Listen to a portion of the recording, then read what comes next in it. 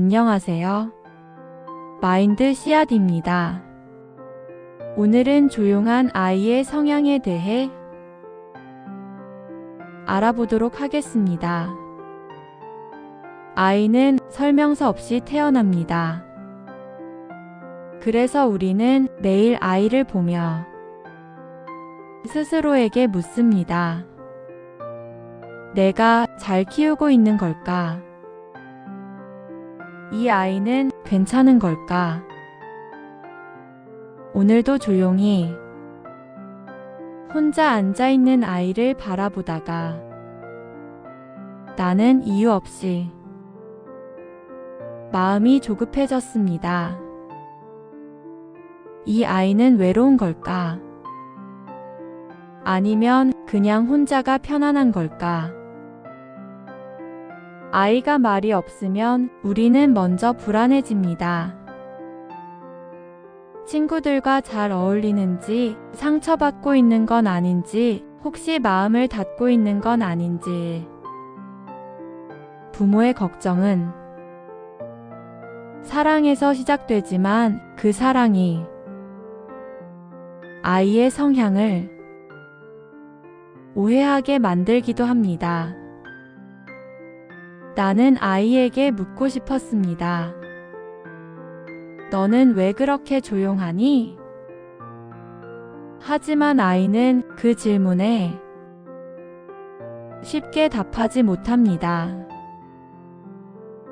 왜냐하면 아이는 아직 자기 성향을 설명하는 언어를 배우지 못했기 때문입니다. 성향은 성격보다 먼저 태어납니다.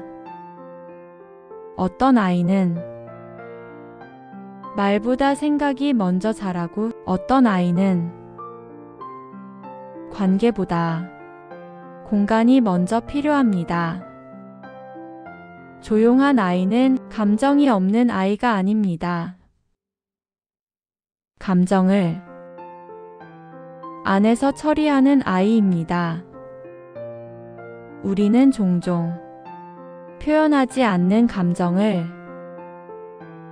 존재하지 않는 감정으로 착각합니다. 하지만 조용한 아이는 느끼지 않는 것이 아니라 보여주지 않을 뿐입니다. 어느 날 아이가 혼자 그린 그림을 보았습니다. 말은 없었지만 그림 속에는 하늘이 있었고 나무가 있었고 작은 사람이 하나 있었습니다. 그 순간 나는 알았습니다. 이 아이는 비어있는 아이가 아니라 나보다 더 많은 이야기를 안에 담고 있는 아이라는 것을. 아이의 마음은 소리가 아니라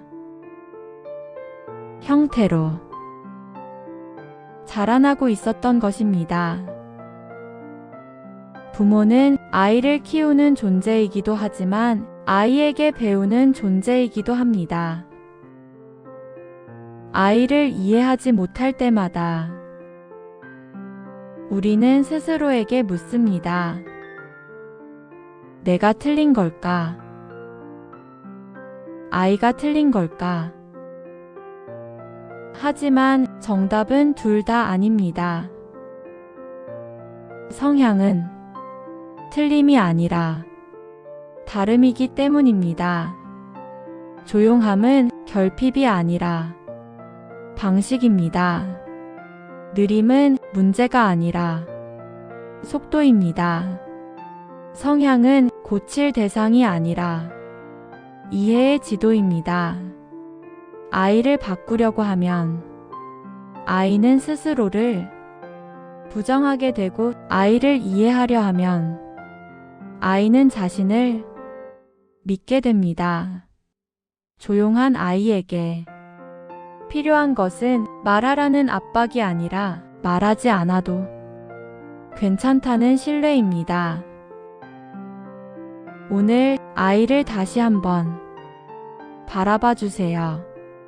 조용하다고 해서 외로운 건 아닐지도 모릅니다. 그 아이는 자기만의 속도로 깊어지고 있을지도 모릅니다. 마인드씨앗은 아이를 고치지 않습니다. 아이를 이해합니다.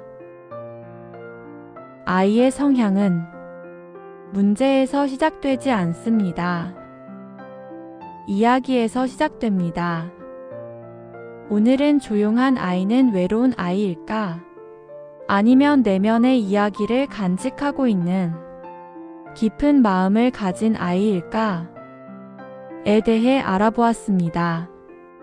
여러분의 아이는 어떤가요? 오늘은 조용한 아이를 이해하는 시간을 가져보았습니다. 다음 이 시간에는 말 많은 아이는 왜 불안할까요? 라는 주제로 여러분을 찾아뵙도록 하겠습니다.